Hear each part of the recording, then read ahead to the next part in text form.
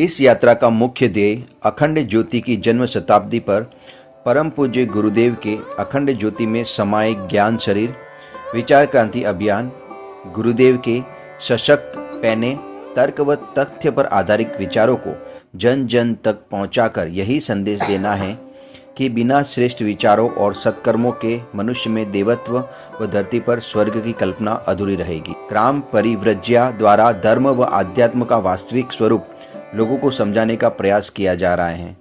यात्रा द्वारा स्वस्थ शरीर, स्वच्छ मन और सभ्य समाज की रचना की जा सके और गुरुदेव का सपना पूरा हो सके।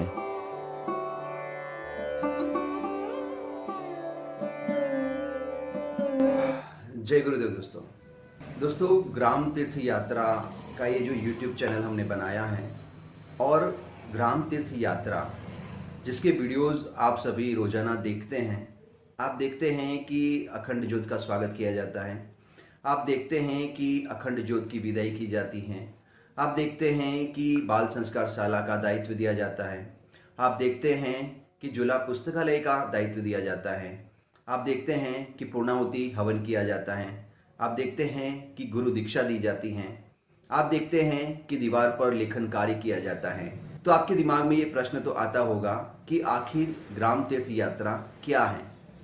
कई दिनों से मेरे भी दिमाग में चल रहा था, तो क्यों ना ग्राम तीर्थ यात्रा के बारे में जानकारी दी जाए। इस ग्राम तीर्थ यात्रा की शुरुआत कब हुई, इस ग्राम तीर्थ यात्रा के अंतर्गत कार्यक्रम की रूपरेखा क्या है, इस ग्राम तीर्थ यात्रा में कौन कौन सी गतिविधियां होती हैं, सारी की सारी डिटेल मैं आज आपको देने वाला हूं। दोस्तों ग्राम तीर्थ यात्रा की शुरुआत होती है 26 जनवरी 2023 बसंत पंचमी के दिन।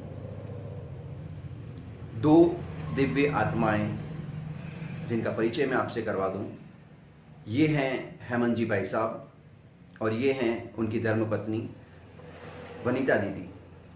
ये दोनों पेशे से अध्यापक थे।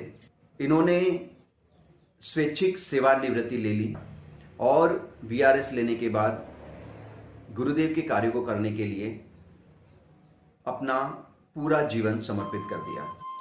इन्होंने सलूम्बर में गायत्री शक्तिपीठ बनाने में अपना महत्वपूर्ण योगदान दिया और सलूम्बर में रहकर गायत्री शक्तिपीठ के माध्यम से विभिन्न कार्यक्रम का आयोजन ये कर रहे थे।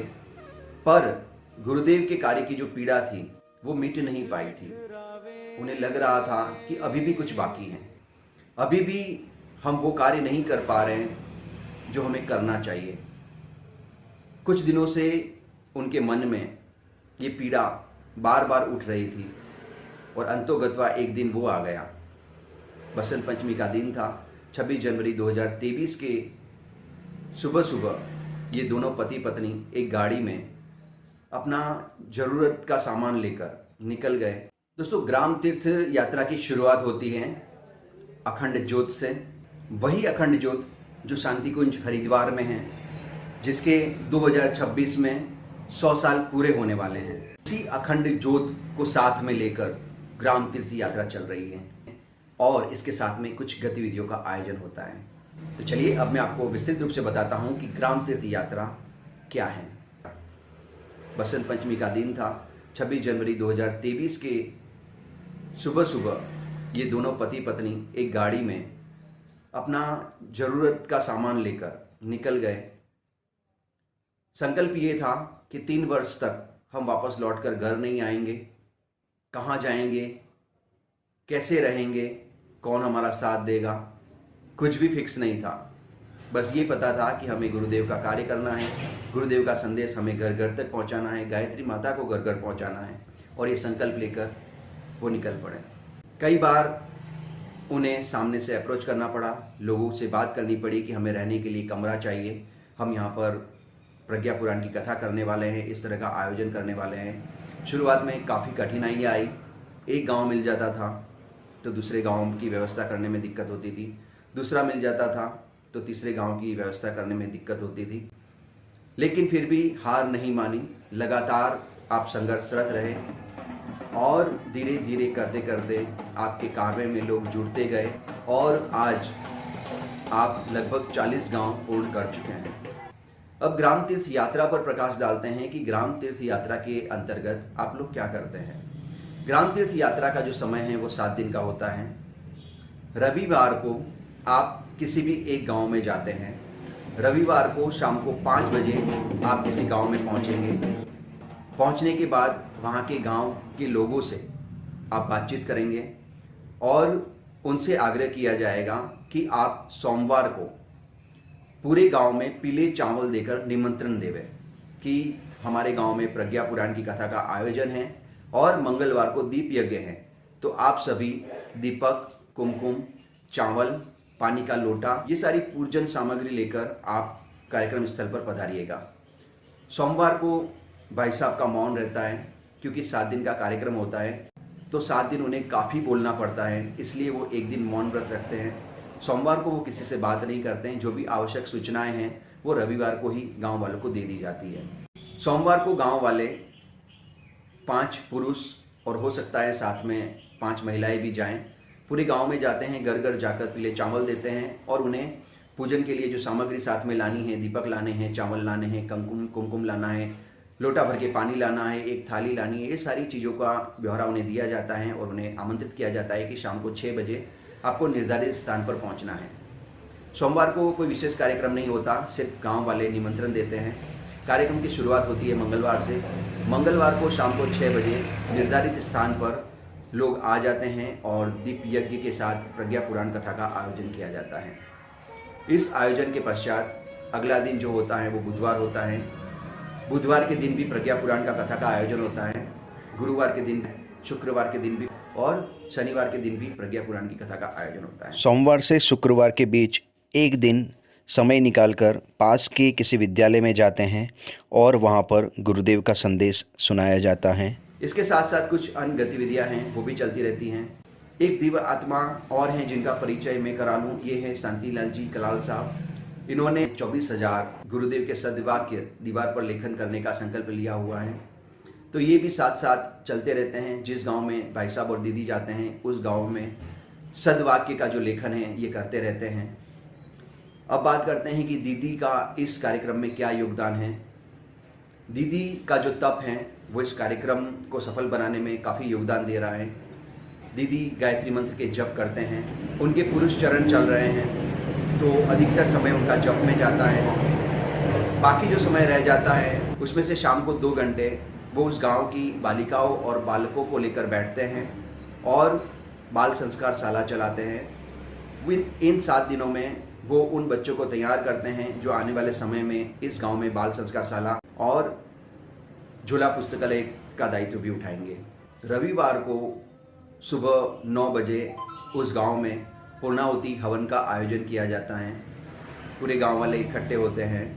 उस दिन ग्राम तीर्थ यात्रा के दौरान इस कार्यक्रम से कई लोग जुड़े थे, वो भी वहाँ पर पहुँचते हैं और बहुत ही अच्छा माहौल होता है।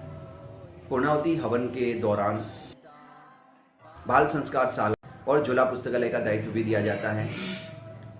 पूर्णाहुति हवन के दौरान वहाँ पर जितने भी लोग हैं जो गुरु दीक्षा लेना चाहते हैं उन्हें गुरु दीक्षा दी जाती है। औसतन 50 से 60 लोग हर गांव में गुरु दीक्षा ले रहे हैं। बाल संस्कार शाला का जो दायित्व दिया जाता है, उनका दायित्व ये होता है कि ग्राम तीर्थ यात्रा खत्म होने के बाद आपको इस गांव में 7 दिन में एक बार बाल संस्कार शाला चलानी है। कई गांवों में रेगुलर बाल संस्कार शाला चल रही है, उसमें से एक मेरा गांव कातनवाड़ा भी है। आप देख सकते हैं कि 50 से 60 बच्चे हर गुरुवार को शाम को 6 बजे हमारे खाकल देव जी मंदिर में आते हैं और बहुत ही अच्छी बाल संस्कार शाला का आयोजन किया जा रहा है। सिर्फ मेरे गाँव में नहीं, 40 में से बहुत सारे ऐसे गाँव हैं जहाँ पर अभी बाल संस्कार शाला चल रही है और रेगुलर झूला पुस्तकालय चल रहे हैं। झूला पुस्तकालय में 7 दिन में एक बार बच्चियाँ घर घर जाकर लोगों को पुस्तकें बांटती हैं। ये पुस्तकें जो हैं वो भाई साहब और दीदी की तरफ से अरेंज की जाती हैं। वही मथुरा से इन्हें मंगाते हैं और मंगाकर एक बंडल बनाकर हर गांव में दी जाती है ताकि वहाँ की बच्चियाँ झूला पुस्तकालय चला सकें। जिन लोगों को गुरु दीक्षा दी जाती हैं उनकी एक लिस्ट बनाई जाती है और लिस्ट बनाकर उसे शांतिकुंज हरिद्वार भेजा जाता है ताकि वहाँ से परम आदरणीय सैल बाला दीदी का शुभेच्छा संदेश इन्हें प्राप्त हो सके। और जो गांव 2-3 महीने पहले कंप्लीट हो चुके हैं उन लोगों के शुभेच्छा पत्रक आ भी गए हैं और हम लोगों ने इन्हें बांट भी दिए हैं। पूर्णाहुति हवन के बाद प्रसाद वितरण किया जाता है। प्रसाद में भोजन नहीं बनाया जाता, कोई भी ऐसा कार्य नहीं किया जाता जिसकी वजह से गांव वालों पर आर्थिक भार बढ़े। गांव वालों से एक भी रुपया नहीं लिया जाता इस आयोजन में। सिर्फ अंत में प्रसाद बनाना होता है और वो प्रसाद वितरण किया जाता है। लगभग 1 बजे पूर्णाहुति हवन जो है वो खत्म हो जाता है। उसके बाद भाई साहब वापस अपने घर जाते हैं। घर मतलब उस गांव में जो उन्हें कमरा रहने के लिए दिया गया है उसमें आराम करने के लिए जाते हैं और अपना अल्पाहार लेते हैं। शाम को 4 बजे नियत समय पर सामान पैक कर लिया जाता है और उनका जो रथ है, उनके पास एक वाहन है, उस वाहन में वो सामान फिर से भर दिया जाता है और अगले गांव के लिए प्रस्थान किया जाता है।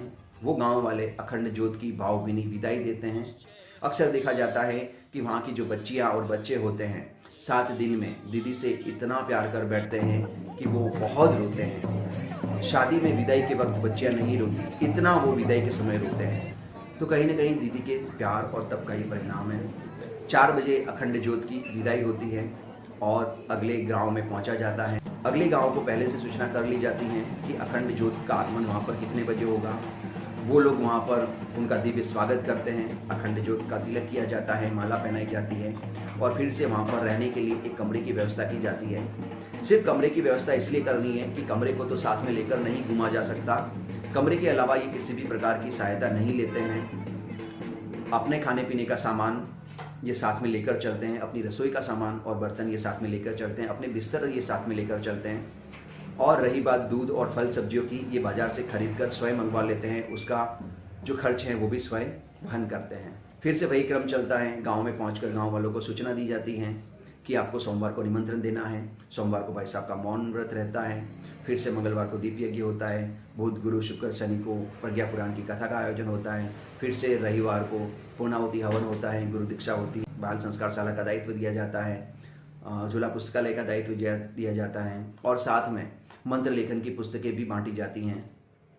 तो ये सारा कार्यक्रम चलता रहता है। 7 दिन का कार्यक्रम होता है। अभी तक 40 गांव पूरे हो चुके हैं और आने वाले समय में बहुत सारे गांव में पहुंचने की संभावना है। ये कार्यक्रम राजस्थान राज्य के सलुम्बर जिले में, पहले उदयपुर जिला था, अभी नया सलुम्बर जिला बन गया है। तो सलुम्बर जिले के अंतर्गत सराड़ा तहसील में अभी चल रहा है। सराड़ा तहसील के बहुत सारे गांव हो चुके हैं। अभी सराड़ा तहसील के पास में एक नई तहसील है, सेमारी तहसील, उसके अंदर एक बागथला गांव है। वहां पर ग्राम तीर्थ यात्रा चल रही है। आज मंगलवार है, आज शाम को वहां पर दीप यज्ञ का आयोजन किया जाएगा। फिर वही क्रम चलेगा और इस तरह से बहुत ही सफलतापूर्वक ग्राम तीर्थ यात्रा का आयोजन किया जा रहा है। रविवार को ग्राम तीर्थ यात्रा का जो हवन हो जाता है, पूर्णाहुति हवन होने के बाद उस गांव के लोग अगले रविवार को गायत्री शक्तिपीठ सलुम्बर जाते हैं। ये भी एक महत्वपूर्ण पार्ट है गायत्री शक्तिपीठ को जागृत करने का। अक्सर ये देखा गया है कि ग्राम तीर्थ यात्रा के पहले शक्तिपीठ पर इतने लोग नहीं पहुंचते थे, पर अब हर रविवार को उस शक्तिपीठ नवदीक्षित परिजन जाते हैं। हमारे गायत्री शक्तिपीठ की जो टीम है वो उन्हें संभालती हैं। गायत्री शक्तिपीठ पर हमारी बहुत ही अच्छी टीम है जो वहाँ पर उन्हें हवन करवाती है, उनका स्वागत करती है। वहाँ पर उन्हें अल्पाहार प्रसाद के रूप में दिया जाता है। तो गायत्री शक्तिपीठ पर भी एक गतिविधि चलती है। आज यहाँ पर हवन हुआ तो अगले रविवार को इस गांव के लोग यहाँ पर जो घी बचा है वो लेकर गायत्री शक्तिपीठ जाएंगे। वो घी वहाँ पर अखंड ज्योत जलाने में काम आता है। ग्राम तीर्थ यात्रा का जितना मुझे अनुभव था और जितनी मेरे पास जानकारी थी वो सभी मैंने आपके साथ शेयर कर ली है। हो सकता है कि इसमें कोई पहलू छूट गया हो तो दोनों हाथ जोड़कर माफ़ी चाहता हूँ। जो चीज़ें मेरे ध्यान में आई और अधिक से अधिक आपके साथ शेयर करने का प्रयास किया है, आपको पूरी ग्राम तीर्थ यात्रा समझाने का प्रयास किया है।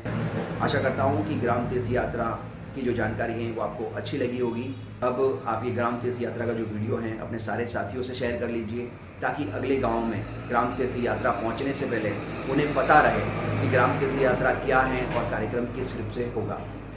बहुत बहुत आभार। जय गुरुदेव।